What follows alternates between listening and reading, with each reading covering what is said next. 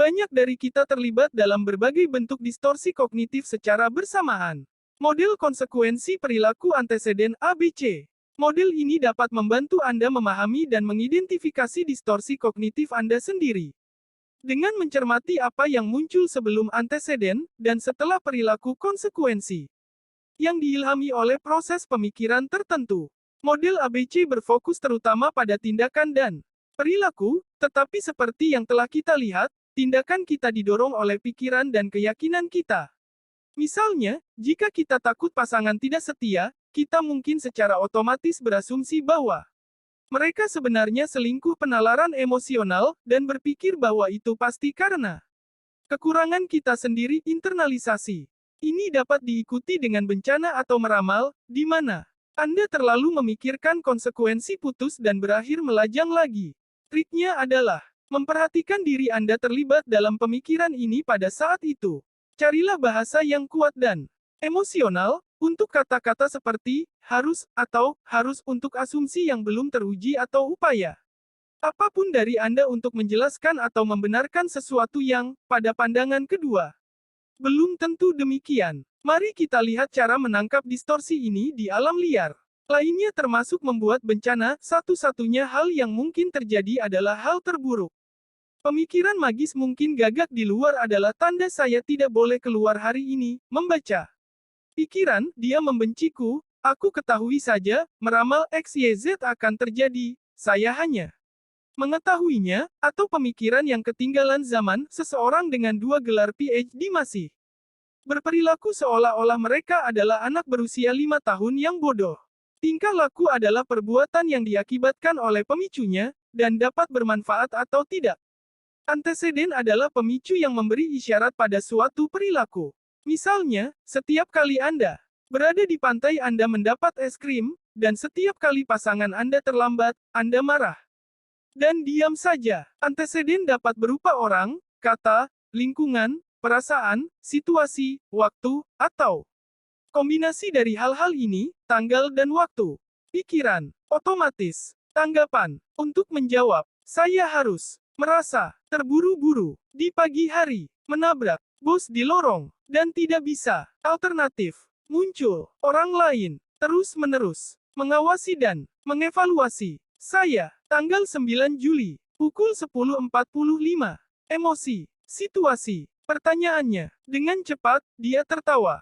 Hasil, ketika stres menumpuk dengan cara ini, itu bisa terasa sangat luar biasa. Ini seperti memainkan permainan Tetris yang sangat cepat, di mana Anda tidak dapat berpikir jernih karena selalu ada tantangan lain, krisis lain yang menuntut perhatian Anda. Meskipun seringkali terasa seperti tidak ada yang dapat Anda lakukan untuk mengatasi stres, pikiran itu saja sudah membuat stres. Selalu ada cara untuk berhenti, menarik napas, dan memperhatikan apa yang terjadi. Bab 2. Rumus penghilang stres dan lainnya. Ini adalah akhir dari hari yang panjang dan Anda kelelahan. Anda terlambat untuk rapat pagi, dan bertengkar dengan rekan kerja. Anda diberi terlalu banyak pekerjaan lagi. Pembangun di luar, membuat kebisingan sepanjang hari dan membuat Anda gila. Daftar tugas Anda sepanjang Anda.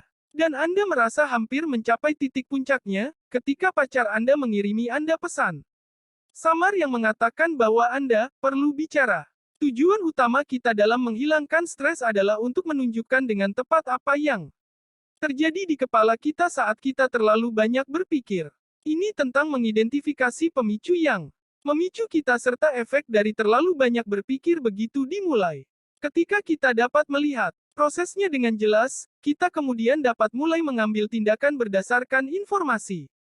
Tetapi titik awal yang diperlukan, kesadaran. Dalam bab ini kita akan mulai dengan dasar-dasar mengatasi pemikiran berlebihan dan mengelola tingkat stres Anda, tetapi dalam setiap kasus, yang paling penting adalah menjaga kesadaran akan diri sendiri. Namun, kesadaran bukanlah perenungan, ketika kita sadar, kita hanya mengalihkan perhatian kita ke pengalaman dalam dan luar kita, tanpa penilaian, dan tanpa kemelekatan atau penolakan. Kita dapat memupuk kesadaran ini dalam diri kita sendiri dengan secara teratur, memeriksa sensasi tubuh, pikiran, dan perasaan kita, dengan memastikan bahwa Gaya hidup kita mendukung kita dengan cara yang kita butuhkan, dan dengan memasukkan beberapa bentuk perhatian dalam kehidupan sehari-hari.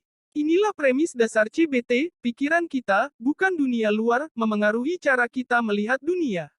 Dan cara kita berperilaku. Pikiran menciptakan emosi, yang membentuk persepsi kita dan mengubah keyakinan kita tentang diri kita sendiri dan cara kita bertindak. Ketika kita mengubah pikiran kita, segala sesuatu yang lain mengikuti.